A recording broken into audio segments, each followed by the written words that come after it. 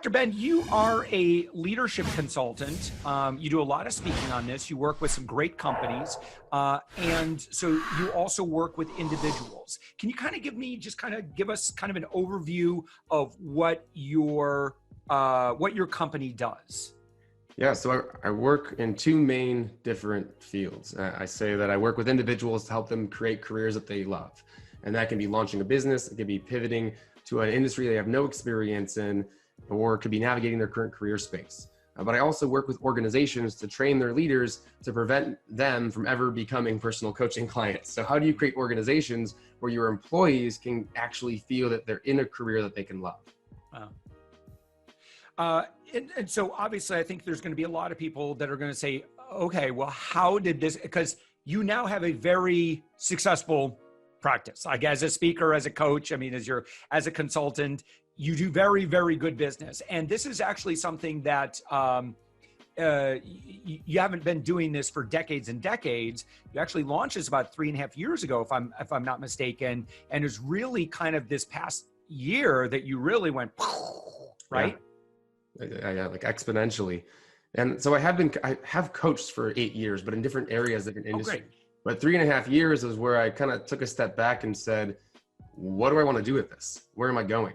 And I was still working full-time in healthcare. I just was promoted like 1.5 years before that into an executive level position. I had a bunch of things going on that were related to coaching. I was selected for leadership training programs for 16 months. I received a grant from a public health department for 6 months of life coaching. Like I was side hustling as a coach.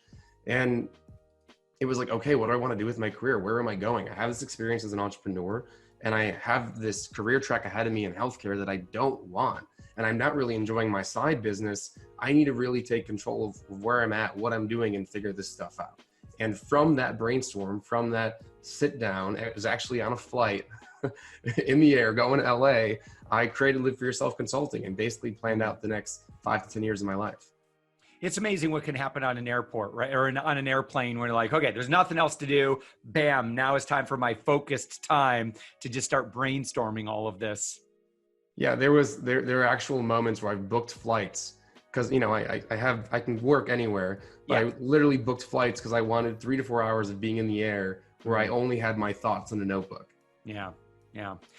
Okay. So obviously I think a lot of people are going to want to know, okay, so how did you do it? Like, how did you get the sales? How did you grow your practice? And I think that for earlier stage, obviously that's probably one of the number one concerns for, people that are also professional consultants of like, I want a great steady stream of business. I want to make an impact in the world. And so how did you solve that problem? Yeah. So when I was first thinking, like, what do I need to build my business? What do I need to invest in? Like, what is going to have the greatest ROI? And it really was like, okay, I need to get clients. And well, okay, so how do I get clients? And it was, well, I need to have trust and I need to be seen as credible. So I initially went back because I know I wanted to work with more professional organizations and, business professionals and like proven entrepreneurs. I went back to go get my doctorate in organizational leadership. Wow. And I actually ended up publishing in the field on value congruence and job satisfaction. So it's like credibility, done. Door open, done. Have the titles, done. But I tell people all the time when they come to me and say, do I really need to go back to school? And I say, no, that was the direction and path I took to build trust, right? Mm-hmm. To build basically a brand immediately based on those credentials, based on not having experience, not having career capital, not having a network in the leadership development and coaching space. So that was my choice. That was only one way out of many that I could have went. Then after I ended up getting that credential, it was, okay, let's build a brand. So building a brand is, do I have evergreen content online? Am I creating a network that relates to the field that I want to work in? Am I putting in that grunt work? And then trial and error in terms of what messaging really relates to my target audience and where do I find them? And I tried a bunch of, I think the reason why I exponentially shot up this past year was because I found the platform and I found the message that gave me clients. And that it took a while. So I try to name my years, and my name for last year was Crack the Code. Crack the code, and where can I find clients? Because if I don't have clients, I don't have a business. Right. So I have a series of live events I host every month. I tried different social media platforms and writing articles and appearing on different shows and appearing on YouTube shows, on on podcasts and on live shows and panels. And the sweet spot for me, this really big sweet spot, not just from building a brand or getting more evergreen content out there, but for getting clients, has been LinkedIn. Yeah. That has been the gold mine for me. Yeah. and a certain type of messaging. Because I remember I would test out different messages, track that data to see what worked, what converted, what didn't, what got replies, what got connections. And then once you figure out what works, you have quality, then you can just work on a quantity and just throw it out there as much as possible. You can hire services, you can set automation tools, you can, there's so many ways that you can do things on such a greater scale once you know what works. Yeah. So we've got right now 2 uber LinkedIn fans right now. For us, we're a little agnostic in terms of lead gen, but right now I just, for B2B, nothing comes even close to the potential that you can do with LinkedIn. And we actually do a lot of sales system setup for our clients. So we've tested everything. And, again, for B2B, I mean, we've done a lot of testing on Facebook, Google, just going and scraping data off the web, which is, that is a way that you can reach out to people. But LinkedIn, it's so doggone efficient right now. But and this is my question for you. There's absolutely messaging that does not work on LinkedIn. And maybe you've tried some of that and you've discovered some things that don't work very well. I'm curious what you have found that does not work well on LinkedIn. Yeah, if you treat LinkedIn like a sales tool, you're lost. Yep. You have to look at LinkedIn as if you're walking into a networking event and meeting people for the first time. And the same rules apply. If you walk up and pitch at all, you've automatically defined yourself as someone trying to take something. And if you ever define yourself as someone that's trying to take something from someone that isn't ready to buy from you, right? They're at a certain buying stage where they don't know you. They haven't told you they're looking to buy anything. Then you've lost them, because now you're trying to take something from them instead of actually giving value. Yeah. And so anything that's formed as I need something from you is a lost leader. Yeah. So it's kind of like, and this is, here's kind of my thinking on this, is if you are selling a product and that product is, say, like $59 and that's your average lifetime value, you're just not going to have a lot to work with in terms of, your outreach and messaging. And so you're going to have to rely more on, CPL, CPA kind of advertising and paid ads. That's really your best option. If, however, and I'm just guessing based on the services that you provide, which we'll talk a little bit about, your average lifetime value is probably pretty valuable because of, I know what you provide organizations. That's some pretty valuable stuff. So because of that, your average lifetime value, and you probably have an okay close rate, it makes sense to spend. You don't want to just blast to thousands and thousands of people. That would be horrible. Because I would, if you wanted me to hire you, for example, and you're just blasting spam at me, well, I'm just going to ignore that, right? You would ignore that. And so the idea is to spend more time on the front end with people and create a conversation that's kind of a no-brainer, as opposed to getting right into the sales pitch, as it were. Is that kind of, I would imagine that's your philosophy on this. Yeah, and if you are going to do any sort of pitch, right, let's say I want to, not an organization, let's say I'm working with a personal coaching client, and I have a very targeted list of warm leads that might be interested in coaching.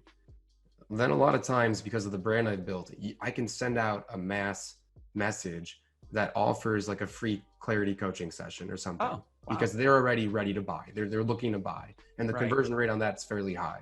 But if I'm looking for a contract with an organization at all, or I'm speaking to someone completely cold, then I need to invest the time in the relationship. And like you said, I can. These deals are fairly significant. Yeah. So to spend the time to build that relationship, it's not even to create a sale. It's to build a relationship, to build awareness of who I am. Because, you look at the leadership space and you're like, there are so many people operating here. Well, in reality, if someone's in an organization and they're the buyer of leadership development services, they're probably not Googling leadership development services, in XYZ city.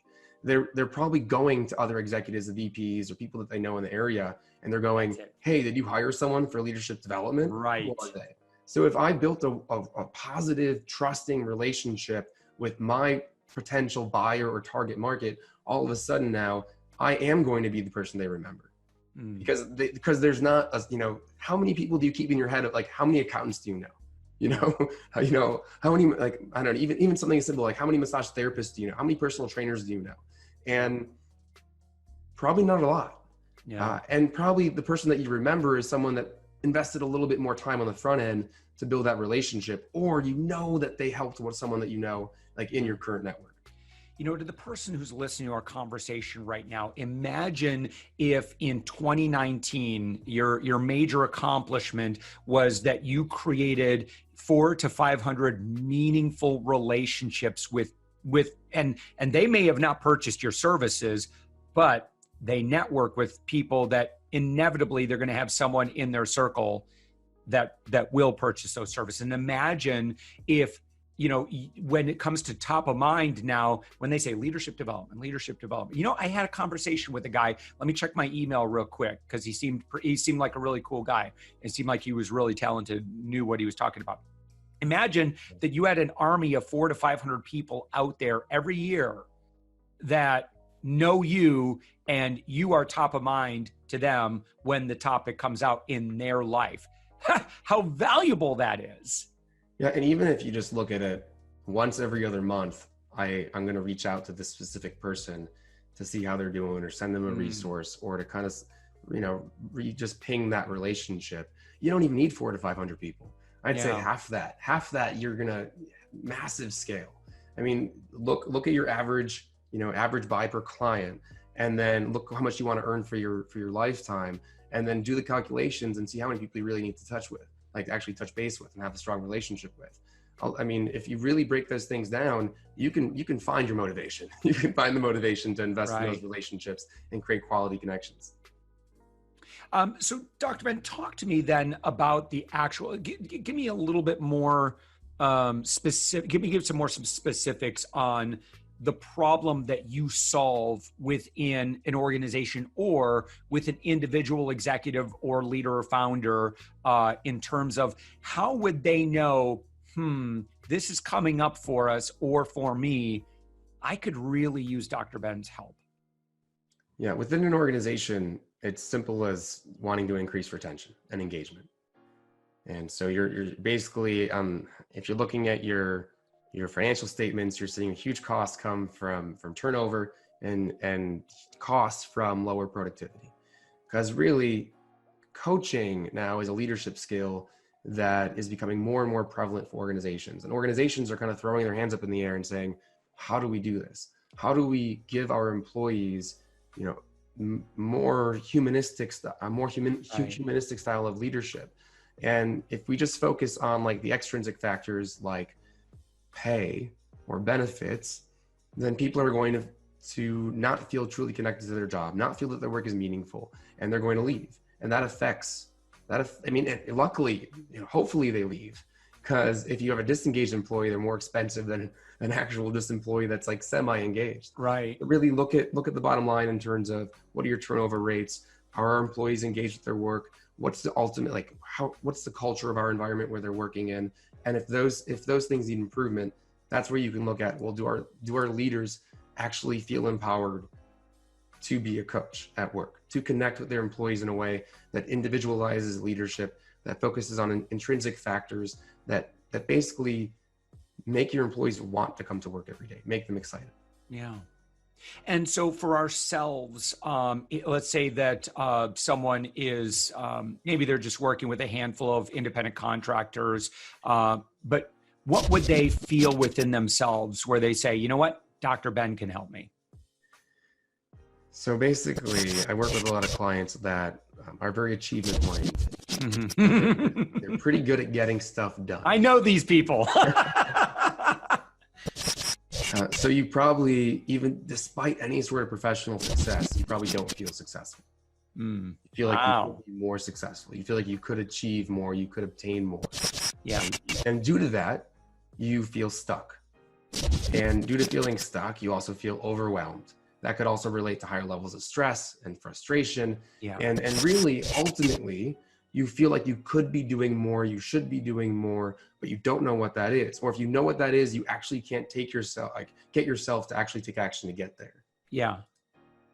Let me give you a scenario, if I could be very vulnerable here, is, I'm a high achiever from like 10 to 6, right? And I'm generally pretty on, but I'm dissatisfied. And then I'm usually a couple of hours of taking care of family stuff or whatever, few hours, and, taking care of stuff around the house. Maybe I'm exercising before, afterwards.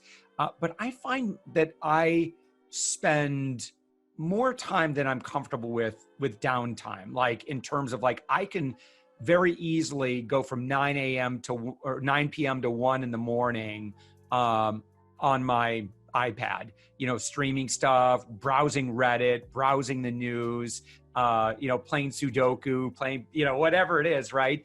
And I'm mildly unsatisfied with that. Like, I think that I could be doing better. So what do you think the first steps I would take if I say, listen, I want to change this behavior, or like I expect more of myself, or maybe I'm being too hard on myself. What are you kind of hearing in that scenario? You kind of hit it on the head a little bit at the end there, because you started exploring the actual emotion. Yeah. First step to doing anything is to get curious about that emotion. Is it the fact that you have misled expectations, you're too hard on yourself, or is it that you need that time to recharge for some reason, that something else is off, or what does the desire actually mean? So dissect that a little bit more. And I'm not sure how much time we have right now, but first you dissect that, you understand what that emotion is really telling you, and then when you figure out what that emotion is telling you, you actually figure out, well, I need to gain greater clarity on how to achieve what I truly want. If it ends up being, I actually do want to change this behavior, then it's exploring, well, what does that behavior give you? And can we find other ways to give that to you with a behavior that you actually would prefer? So gaining clarity first on the emotion itself, gaining clarity on what you actually want to achieve for yourself. And then once you gain a little bit of clarity in terms of all those two specific issues, you can take action forwards to either alter the behavior or accept the fact that your body needs that behavior. Yeah. That's, I bet just some, I need a plane ride is what I need. Well, and boy, there's a good callback. Well, let's say you had full control over your time then, and you didn't actually have any sort of habit to be on, do Sudoku puzzles or to stream live, videos and things like that. What would you prefer to be spending your time on? Yeah. Well, left to my own devices, I would work 24 hours a day, but I guess part of it is like, what? I did that for a lot of years, and it's really hard, like emotionally. So in some ways, let me tell you what I think is going on. And if you have a hard stop, do you have a hard stop right now? No. I have a few more minutes.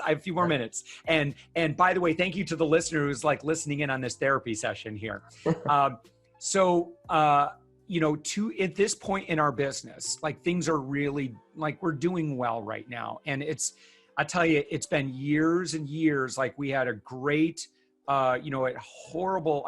decades of pain, until I launched Savings Angel 13 years ago. And then the first 2 years were really tough. And I was working, 12, 16 hours a day, every single day. And then things really took off. And then I was able to, train for and run marathons and do personal things that I was really interested in. And then consumer interest in what we were providing really started tanking. But thankfully, I had started doing some consulting on the side. But, we had a handful of years there that were a little like, okay, I'm back in startup phase again. And now, we're year 5 without my influence, and I've got an amazing team. I generally love everything that I do. We're making an impact, and, I am finding where I can take a little bit more free time. And I got to tell you that's actually very recent. So this is actually a pretty new phenomenon. So it could be that I'm just maybe enjoying kind of getting to a base camp right now. And so, and I'm going to base camp here for just a little while longer. And then, knowing that I'm going to have, it's kind of like a Jim Rohn seasons of life kind of thing. Maybe that could be what's going on.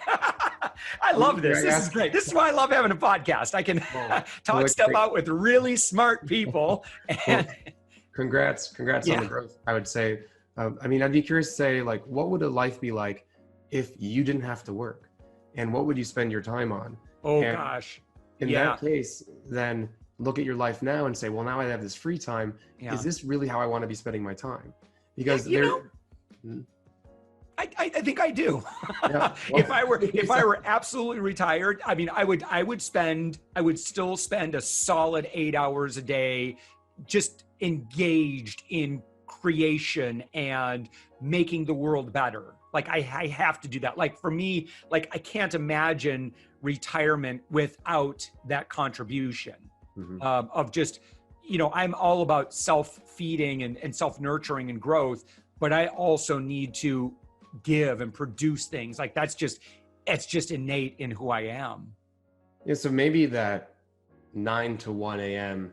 time slot, needs to start off with, these were my successes of the day. This is what I did. This is what I accomplished. Now I can do whatever I want. And I give myself permission. It is my job to literally not care about what I spend my time on right now. Wow. And this is going to be completely devoted to me. And so you almost just give yourself permission each day, literally say it out loud if you need to then just be free, because you've had your success. You've done what you need to do. Yeah. And then you may decide during that time that, well, I actually have this one thing that I really want to spend my time on that isn't just kind of edging out. And that's great, because you made that decision, like specifically for yourself. My biggest hope is that there's someone who's encountering a similar situation as me, and that this was super valuable for them. Otherwise, thank you so much for listening into my therapy session. So Dr. Ben, one thing that you provide is that you have a free report. Tell me about that. It's 12 traits you need for success that only rely on you. I'd say the huge bulk of my coaching programs, honestly, is just getting the mental game right. Right. Is getting your head on straight. And so I've discovered 12 specific traits that you can develop within yourself. I talk about self-leadership. I say the most important leader you're ever going to meet in your life is going to be yourself. It doesn't have to be a mentor. It's not going to be it's not going to be a boss or superior. It's literally going to be, you are always making your own decisions for yourself. And so if these 12 traits are off, if you haven't spent time developing them, you're going to find it very, very difficult to create success for yourself. Yeah. Well, so Dr. Ben, your website is, if you could share your website, anything else that people, you'd love for them to know about, like how they can engage with you, learn about your services. I'll just give the website here. It's liveforyourselfconsulting.com. In terms of social media, which is your favorite to engage with new people on?